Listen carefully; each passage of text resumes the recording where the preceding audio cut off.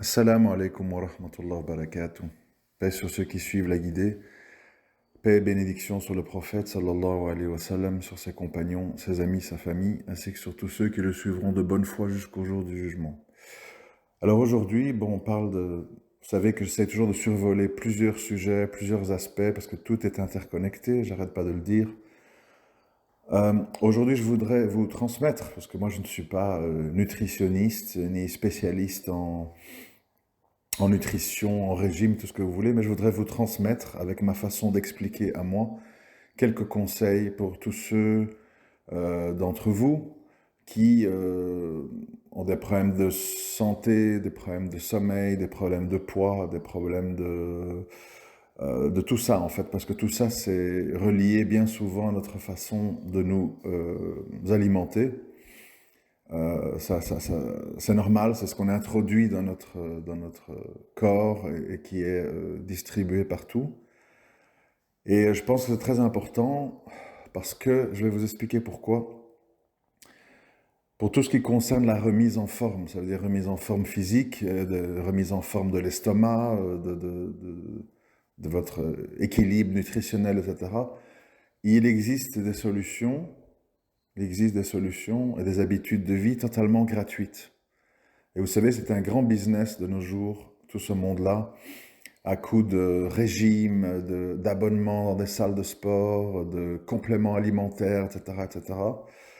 Alors qu'au final, les vraies solutions, bon, c'est pas une bonne nouvelle pour tout le monde, mais il faut quand même le savoir, parce que beaucoup de musulmans sont dans la précarité économique, et ils pensent que tout ceci coûte très cher, et que ça prend beaucoup de temps, alors que ce n'est pas le cas. Il y a moyen déjà de mettre des choses en place dans sa vie qui peuvent résoudre pas mal de choses. Alors, je m'explique. Euh, Pourquoi je m'y intéresse? Parce que moi-même, je suis face à ce problème. Étant quelqu'un de très cérébral, je délaisse un peu le physique et donc je commence à m'y intéresser, surtout vu mon âge. Je dois faire attention, je dois me prendre en main, etc.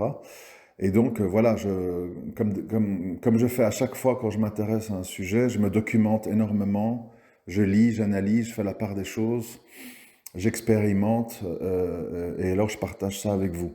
Donc, quand je dis que j'en ai besoin, oui, voilà, parce que j'ai 48 ans, alors je fais à peu près 1,90 m pour 100 kilos, et donc voilà, je suis comme beaucoup d'entre vous en méforme physique, certainement, parce que bon, quand on sort d'années de conflits, de sommeil perturbé, de mauvaises habitudes, etc., ben, le corps, ça se répercute sur le corps, et il n'est jamais trop tard pour rattraper les choses, mais il faut savoir que plus on est âgé, plus il faut se prendre en main, sinon on a des conséquences au niveau des genoux, du dos, du sommeil, d'éventuels cancers, etc., etc. Alors, rentrons dans le vif du sujet pour pas être trop long et essayer de transmettre ça autour de vous, parce que ce sont des conseils très très très simples, mais qui changent beaucoup de choses et qui sont surtout gratuits. Donc voilà. Alors maintenant, d'un avis unanime, euh, c'est même plus une question de religion, c'est une question de faits scientifiques. Il est maintenant prouvé en fait que beaucoup de choses dans le domaine de la santé ramènent à ce concept du jeûne. Le jeûne, comme on le sait, tout ce qui vient d'Allah et son messager sont des bienfaits, et le jeûne en fait partie, mais maintenant c'est une question qui est admise bien au-delà de la sphère religieuse. Mais il faut être précis, parce qu'il y a le jeûne comme on le connaît, le jeûne du ramadan ou le jeûne du lundi, jeudi, les jours blancs, etc. Et puis il y a des variantes, parce on peut varier. Je pense qu'il y a un hadith du prophète sallallahu alayhi wa sallam qui dit que le meilleur des jeûnes, c'est le jeûne de Daoud, et salam, c'est-à-dire manger un jour, jeûner un jour sur deux. Donc il y a toute une série de possibilités. Moi ici, je vous fais part d'un concept un peu plus large pour que chacun s'y retrouve et voit de quoi il est capable. Mais le principe de base, c'est le principe du jeûne.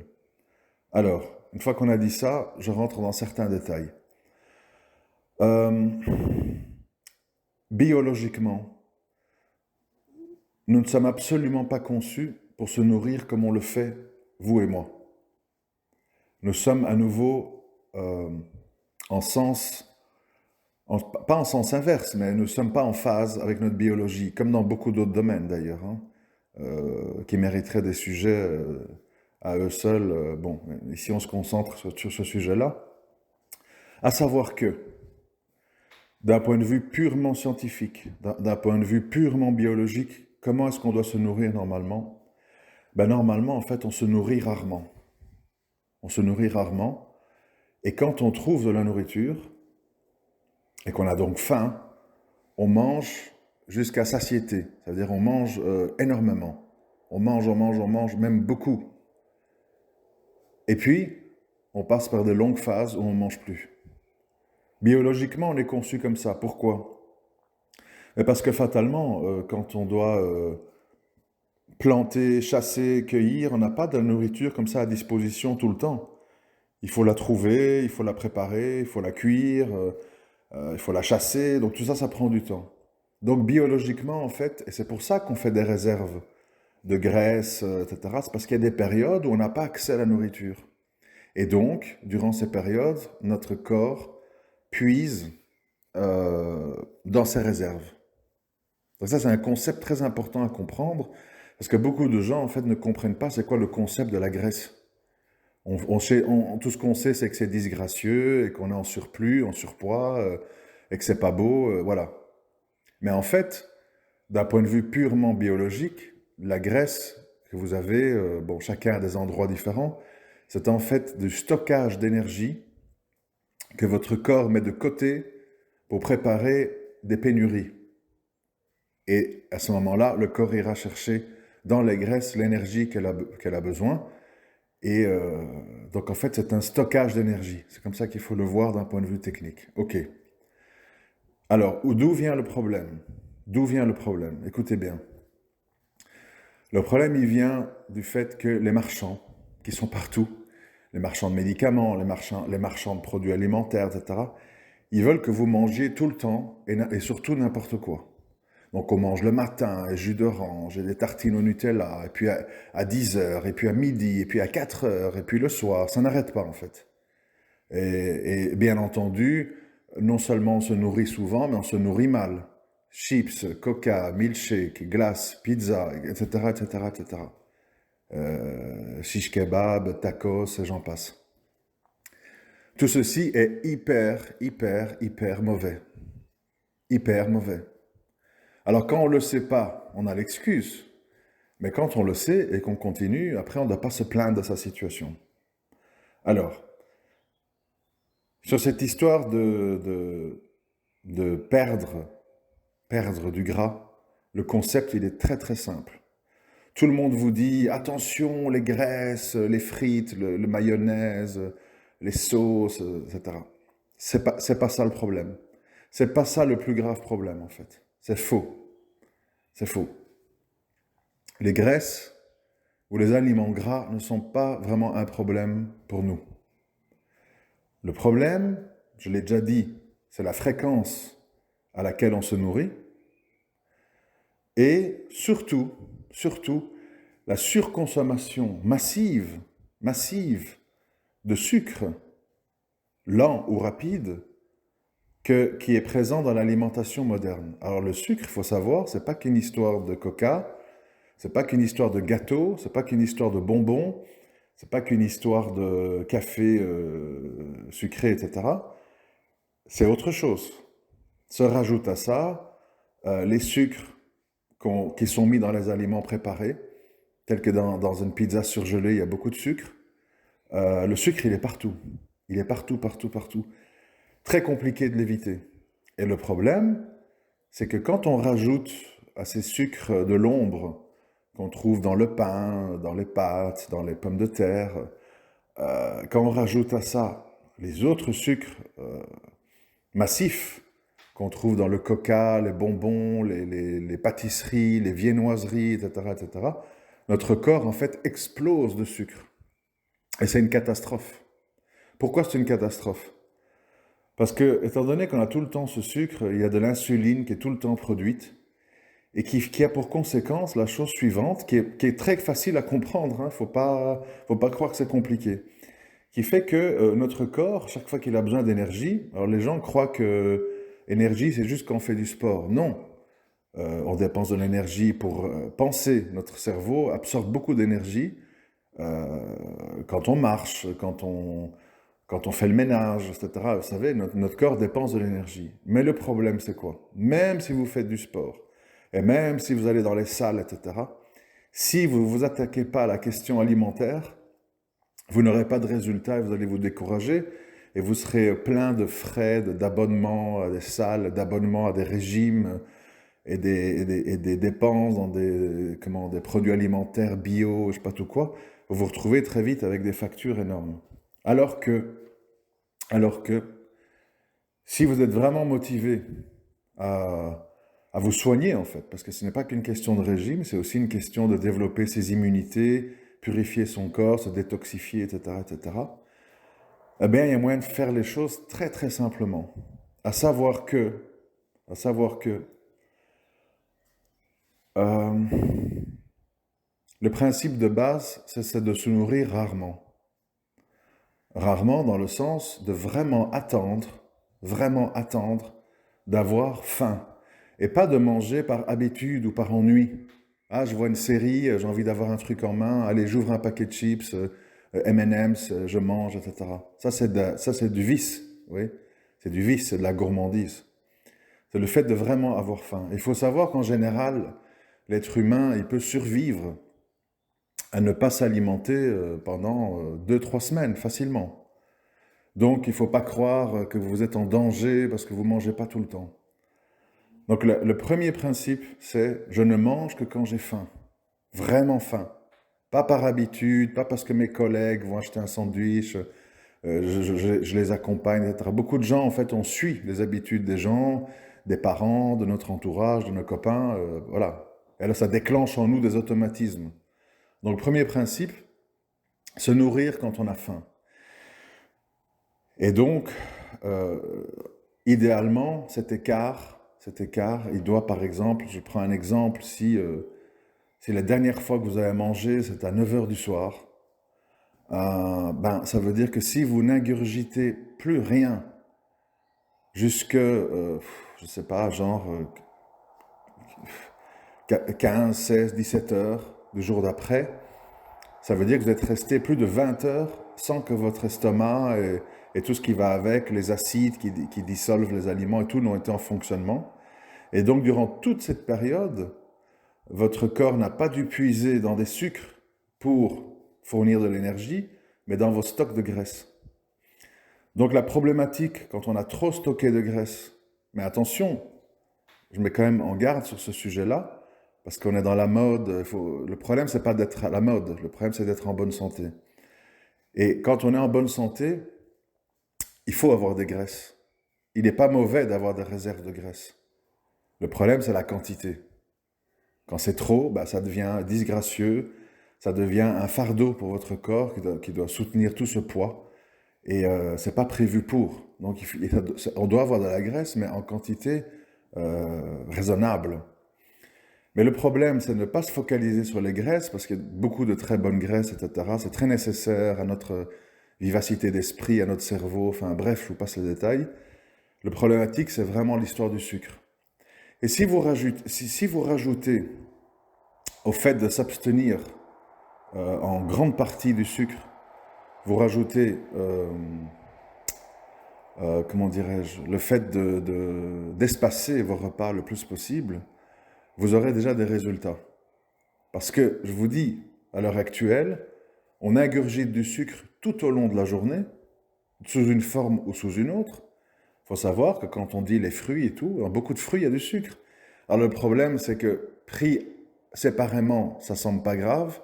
Le problème, c'est quand on accumule tout. Jus de fruits, coca, pizza surgelée, bonbons, glace, je sais pas, enfin, il y a tellement de trucs, le sucre est partout, c'est infernal. Et donc, en fait, le problème de notre époque, c'est le sucre. On en met partout trop et on en absorbe de trop. Donc, oubliez, mettez de côté la problématique des graisses. ou malheureusement pour les véganes, bon, pour des raisons morales, on peut comprendre, mais d'un point de vue biologique, la viande n'est pas mauvaise pour nous. La viande, elle est bonne pour plein de raisons. Elle ne contient pas de sucre d'ailleurs, entre parenthèses, ou très très peu. Et donc, justement, c'est pour ça qu'il y a certains régimes qui proposent en fait de manger beaucoup de viande plutôt que beaucoup de pâtes, de riz, de pain, etc., qui sont des féculents qui contiennent des sucres lents, etc. Bon. Donc le problème aussi, c'est pas de dire plus jamais du sucre.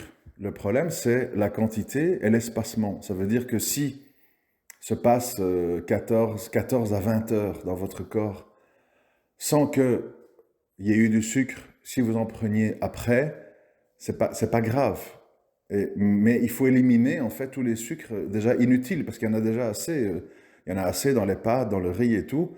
Si vous accentuez cette présence de sucre avec des bonbons, des Nutella, enfin tout ce qui va avec, hein, les biscuits, les viennoiseries, enfin je veux pas entrer dans les détails, mais si vous réfléchissez bien, vous allez voir qu'on est encerclé de sucre. Donc le premier problème, c'est manger moins. Manger moins dans le... Enfin, c'est pas manger moins, pardon, c'est manger même beaucoup, mais avec des grands espaces entre les moments où vous mangez. Ça veut dire quoi? C'est-à-dire qu'il vaut mieux faire un repas très copieux, genre, je ne sais pas, un demi-poulet avec ceci, cela, donc vraiment un gros repas que vous mangez par exemple à 20 heures le soir. Et puis, le lendemain matin, vous mangez rien. Vous buvez de l'eau ou un café sans sucre ou un thé sans sucre et vous tenez là-dessus jusqu'à 20 heures de la journée suivante. Genre, à ce moment-là, votre corps, il n'a pas de sucre, il est au repos, il ne doit pas commencer à digérer des aliments, etc. Et donc, il tape dans les stocks. Il tape dans les stocks et c'est là où votre corps va aller puiser son énergie nécessaire pour marcher, penser, se déplacer dans vos stocks de graisse. C'est un principe très très simple, hein, qui est très mathématique. Mais tout le reste, on vous dit mange des salades tout le temps, etc. À la fin, vous craquez parce que voilà, c'est pas naturel. C'est pas naturel, surtout avec les tentations du monde d'aujourd'hui, etc. Donc le problème, c'est de ne pas vous priver, mais espacer au maximum. Espacer. Faites un grand repas et puis vous laissez passer un maximum de temps avant de remanger. Et quand vous remangez, en fin de journée, vous pouvez prendre un peu de sucre. Vous pouvez vous faire une tartine au chocolat ou je sais pas quoi. Parce que va s'en suivre des heures et des heures ou des heures où il n'y aura plus de sucre et où votre corps va devoir taper dans les réserves et enfin déstocker ces graisses qui se stockent, qui se stockent, qui se stockent. Elles se stockent tout simplement pourquoi? Parce que votre corps n'a pas besoin de les brûler puisqu'elle trouve toute son énergie dans les sucres que vous ingurgitez. Donc, qu'est-ce que se dit le corps? Bon, ben, des graisses viennent de rentrer, d'accord. J'en ai pas besoin parce que je trouve toute l'énergie nécessaire dans le sucre. Ah ben, tu sais quoi? On va les stocker. Et on stocke, et on stocke, et on stocke. Et c'est là qu'on en vient à avoir des masses graisseuses excédentaires. C'est très simple. Alors, si vous couplez à ça, pour les plus motivés, si vous couplez à ça des exercices, qu'il y a plein d'exercices que vous pouvez faire sans machine et sans salle. Juste avec votre corps et un tapis au sol. Il y en a plein. Je vous mettrai les vidéos en commentaire. Il suffit de 30 minutes par jour. Alors on va dire, ouais, 30 minutes. Non, 30 minutes de ces exercices-là, c'est dur. Mais c'est la question de la régularité. Donc si vous couplez 30 minutes d'exercice, plus minimum de sucre, plus espacement entre les repas, plus marcher le plus possible, maintenant les gens ils ont l'habitude, c'est catastrophique, hein, c'est dajalesque, mais si vous voyez autour de vous, en fait les gens ils marchent plus. Ils montent dans le tram, ils prennent une trottinette électrique, ils ont une moto, ils ont une voiture, ça n'arrête pas en fait. Et même pour faire 50 mètres, les gens, ils prennent maintenant, je vois à Bruxelles, je suppose que c'est comme ça à Paris, ils prennent des vélos, des trottinettes électriques, de nouveau, notre corps ne brûle plus. On brûle plus et on bouffe, et on bouffe, et on bouffe tout le temps, et plein de sucre. C'est la catastrophe. Donc, à nouveau, comme dans beaucoup d'autres secteurs, on fait tout l'inverse de ce qu'on doit faire. Et c'est déjà étonnant qu'on n'est pas tous malades, en fait, qu'on n'est pas tous hors service, parce que vraiment, c'est catastrophique ce qu'on fait. C'est catastrophique. Donc, idéalement, si vous pouvez, si on synthétise les choses, vous faites un repas copieux le soir, fin de journée, je veux dire, puis vous mangez plus, tout simplement, vous buvez de l'eau, vous pouvez ingurgiter des choses à 0 calories, et surtout pas des Coca Zéro, des Coca Light, parce que c'est plein de saccharose et autres saloperies qui sont pas mieux que le sucre, qui donnent des faux signaux au cerveau, enfin j'en passe. Et donc, en plus de faire ça, si vous marchez, si vous faites de l'exercice, vous allez fondre à une vitesse phénoménale. Alors attention, si vous mettez ça en place, au début, vous allez être malade, parce que nous sommes tous drogués au sucre.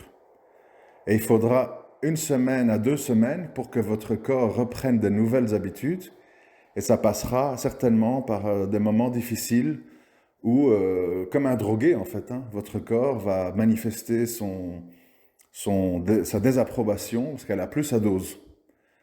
Vous savez, c'est comme dans tout, plein de gens ils ont de mauvaises habitudes, tabac, alcool et autres, parce que leur corps, ils les ont habitués comme ça. Et alors ils ont des crises de manque. Et puis une fois que la crise de manque est passée, ben là ils vont mieux. Donc il faut aller outre en fait cette période où vous aurez peut-être des désordres intestinaux, des vertiges, des sensations de déprime, etc., etc. Il faut surpasser ce moment-là pour après aller beaucoup, beaucoup mieux. Et donc voilà, c'est pas sorcier, c'est pas compliqué, ça coûte rien, c'est une question d'habitude de vie. Nous avons de très mauvaises habitudes, de très mauvaises habitudes. Et pourquoi je parle de ça? Parce que notre physique, ça influence le reste. Ça influence, on se sent pas en forme, on se sent lourd, on se sent fatigué, on se sent déprimé, on se trouve pas beau, on fait des complexes, etc., etc. Donc ça joue aussi sur l'équilibre mental du croyant. Et comme d'habitude, en fait, on veut tous du changement, on veut tous aller mieux, on veut tous se rapprocher d'Allah, mais on fait rien. Et puis on s'étonne que tout se dégrade. Voilà, l'autre jour, je vous parlais du couple. Les gens ne font rien, ou ils font tout mal, et puis ils s'étonnent que ça se termine mal. Ben, c'est normal. Si tu gueules sur l'autre, tu le rabaisses, tu l'humilies, tu n'as pas de considération pour lui, tu n'as pas de rahma, tu lui pardonnes rien, etc. Comment tu crois que ça va finir mal? Ton corps, quand tu le maltraites, quand tu lui donnes n'importe quoi à manger, à n'importe quelle heure, de n'importe quelle façon, que tu bouges pas, que tu brûles pas, etc., ben ton corps, il est malade. Il est malade. Parce que quelque part, être gros ou être grosse, c'est être malade. Tu surstockes des graisses. Tu surstockes. Maintenant, je répète, il ne faut pas tomber dans la maladie inverse, qui consiste à dire je veux être anorexique, je veux être mec comme un clou. Et là, tu as aussi l'air d'être malade. Parce que pour notre bien-être, nous avons besoin de réserves de graisse. Ça fait partie du fonctionnement normal. Mais le problème, c'est que les gens, ils n'enlèvent pas le sucre et ils s'attaquent aux graisses. Ah non, les frites, non, les produits avec de l'huile, non, les mayonnaises, non, je sais pas, les kebabs, les snacks, non. Mais à côté de ça, ils bouffent des glaces, des bonbons, des chocolats, des sneakers, des M&M's, des viennoiseries. Et c'est pire, c'est beaucoup plus pire. Donc le fait, c'est il ne faut pas trop toucher aux graisses. Je n'ai pas dit qu'il faut s'empiffrer, mais il ne faut pas trop toucher aux graisses. Il faut accentuer les viandes, il faut diminuer les sucres lents, les sucres rapides, espacer un maximum ses repas, et durant ces espacements, avoir une activité physique. Et attendre, comme je l'ai dit au début de l'audio, vraiment attendre d'avoir faim, vraiment faim, où on a mal, quoi. On dit je dois manger, pas manger par habitude ou par ennui. Parce que c'est le pire de tout, ça veut dire que votre corps ne réclame pas de la nourriture et vous lui en donnez. Ça n'a pas de sens. Et il ne faut pas croire que c'est contre-naturel, parce que je répète, quand on est dans un mode de vie, entre guillemets, sauvage, On ne mange que quand on a pu chasser ou trouver de quoi manger, et parfois ça prend du temps. En attendant, on est sur ses réserves. Et si tu n'as pas ingurgité de sucre, tu vas prendre dans tes réserves de graisse. Si tu as du sucre, malheureusement, tu vas brûler des sucres et tes graisses s'accumulent. C'est aussi simple que ça. Et donc, quand on parle de jeûne, il y a plusieurs formes de jeûne. Il y a le jeûne religieux qu'on connaît, hein, donc on s'arrête de manger au lever du soleil et on recommence à manger, et tout le reste d'ailleurs après le coucher du soleil, après le Maghreb. Et alors il y a le jeûne, autant concilier les deux, hein, après tout. Hein.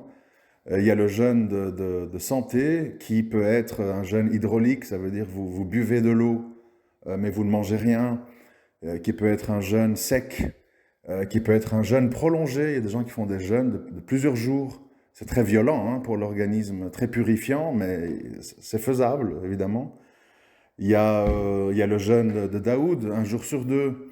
Il y a plein de jeûnes, mais le principe, c'est de jeûner, en fait, d'une façon ou d'une autre, de varier peut-être les types de jeûnes. Un jour, je jeûne comme ça, un jour, je fais un jeûne hydraulique, un jour, je fais un jeûne sans aucun sucre. Mais le principe de base, c'est que le fait de jeûner, c'est-à-dire espacer ses repas, est un principe qui est bon pour nous. Et si vous rajoutez à ça, limiter votre consommation de sucre et avoir une activité physique, quand je dis activité physique, c'est pas la salle, hein, parce que les gens ils vont à la salle, ils soulèvent des poids, etc. Vous savez, si vous corrigez pas vos mauvaises habitudes et vous allez à la salle, et vous continuez en fait à bouffer du sucre, des graisses, etc., vous allez avoir des muscles qui vont gonfler sous votre graisse. Et vous aurez l'air encore plus gros en fait. Parce que le muscle, il gonfle et la graisse au-dessus reste la même. C'est pour ça qu'il y a des gens qui se découragent, ils ont l'impression de grossir, alors qu'ils font du sport. Le sport, en fait, c'est la cerise sur le gâteau, c'est-à-dire vous brûlez plus vite. Mais le vrai principe de base, c'est espacer les repas et éliminer un maximum de sucre. Et c'est là où les résultats les plus marquants vont apparaître quand on veut se remettre en forme. Bon, maintenant, il ne reste plus qu'à appliquer, hein, je le dis à moi-même, mais je voulais partager ça avec vous, parce que parfois les audios qui en parlent sont un peu trop académiques, ou c'est mal expliqué, ou vous tombez tout simplement pas dessus, et donc je voulais un petit peu vous résumer ce que j'ai pu apprendre sur ce sujet, afin de vous aider, parce que je sais qu'on est quand même assez nombreux avoir des problèmes de cet ordre-là. Et il y a vraiment des choses à faire, hein, sans compter que quand vous faites ça, vous allez beaucoup économiser aussi en termes de dépenses alimentaires. Euh, En gros, il vaut mieux manger beaucoup, bien, en un repas, que de grignoter tout le temps des cochonneries, et ce qui va complètement déséquilibrer en fait votre fonctionnement, et qui va faire que vous stockez et restockez des graisses. Et si vous rajoutez le fait que vous êtes devant des écrans, que vous ne marchez pas, que vous n'avez pas d'activité physique, c'est la grande catastrophe, tout simplement. C'est logique, c'est mathématique. À très bientôt, Inch'Allah. Assalamu alaikum wa rahmatullahi wa barakatuh.